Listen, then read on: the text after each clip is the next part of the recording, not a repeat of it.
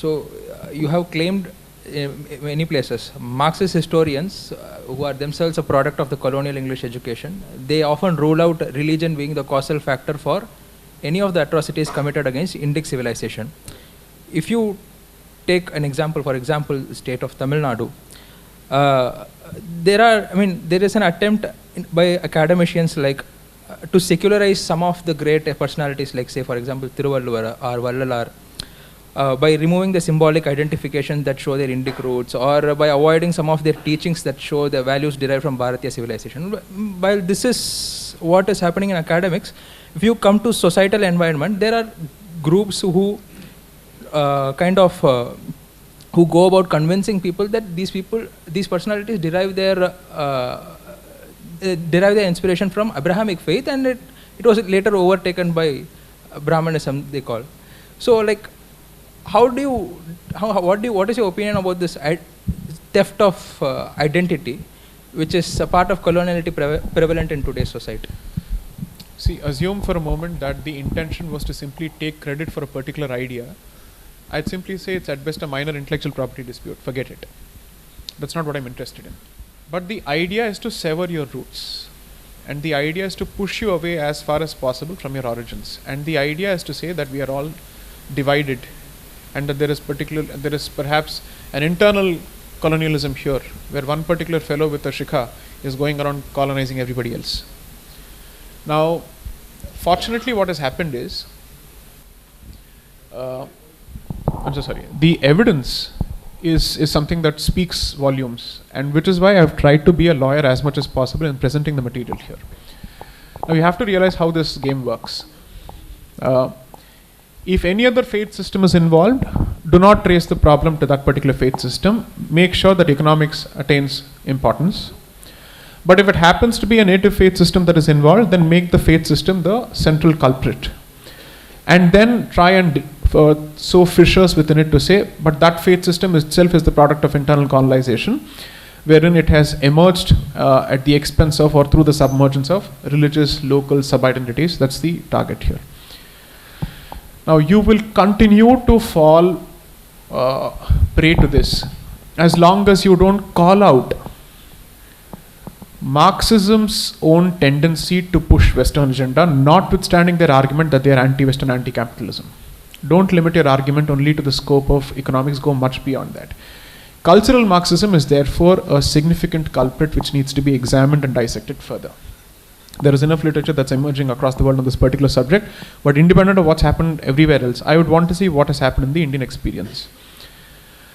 I have hinted at the comfortable relationship that Marxism enjoys with both colonizing tendencies in Bharat, and never seems to speak for the underdog here. Its claim is that it speaks for the underdog, but it has never spoken for the underdog as far as Bharat is concerned. It constantly seems to speak for the flag bearers and the torch bearers of foreign colonizers. That tells you that there is something fundamentally problematic about it. Now, that is merely a superficial assessment. It's not an evidence-based assessment yet. And therefore, I'm revealing the scope of the third book. The third book would effectively have 4 streams.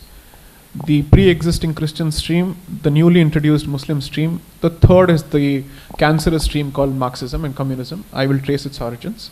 And of course, the Hindu Sangathan movement that starts from the early 1900s. Now, how do each of these forces fight with each other between 1925 to 1946 is a crucial period. Because, let me throw a couple of bombshells here. RSS was founded in 1925, right? Then you have the communist movement emerging around the same period. You have the Sangathan movement starting from the early 1900s.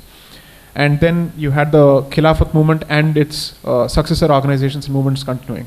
What are they doing? How did they fight? Hindu Mahasabha was founded around the same period. I think Banaras Hindu University was set up in 1916. What do all of these movements translate to?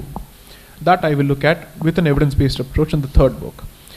But going by existing evidence, even if you call it anecdotal, this much is clear that Marxists are not exactly the friends of Hindus. I don't think I need to prove that point further. Because Hinduism becomes the convenient target when it is the object of examination. And Hinduism suddenly vanishes from history when you have to prove that there is a pre-indigenous faith system before Hinduism. So I think the timelines are screwed up completely in this regard. Someday we'll have to ask them, okay, give us the timeline, when is Hinduism culprit, when it is not the culprit, when did it exist, when it did not exist. You can't pick and choose like this. It's almost as if they have gone to a 5-star hotel eating a buffet.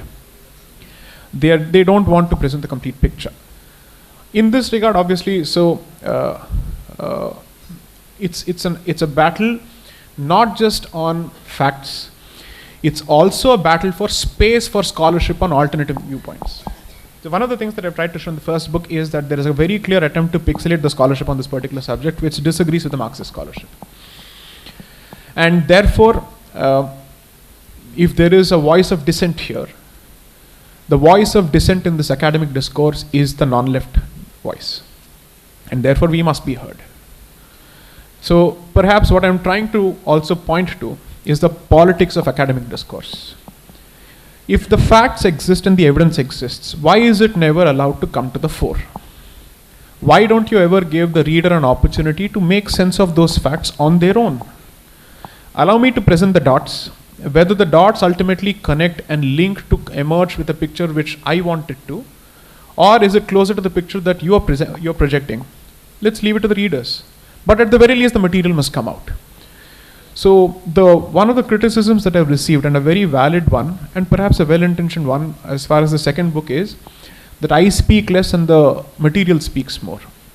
My interventions as the author have been far and few in between. That's a very cautious, conscious, strategic call that I took. Because already the subject is sensitive. And then I'm sure there would be any number of people waiting to find faults with it and all that. But I said, I'm not going to give you at least an opportunity to catch me on the wrong foot as far as facts are concerned. There the lawyer will do his job. All the material with footnotes, about 1478 endnotes have been presented in the form of a proper technical paper presentation. Ab aap khate baithiye, let's see what happens.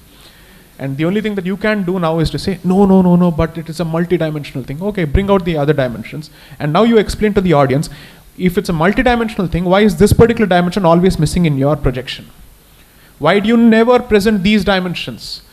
I will always be okay with the argument that any discussion on history is a multivariable equation. But somehow this particular variable is always missing in the calculus that you present before the public. And therefore, I will complete the picture, let the public decide.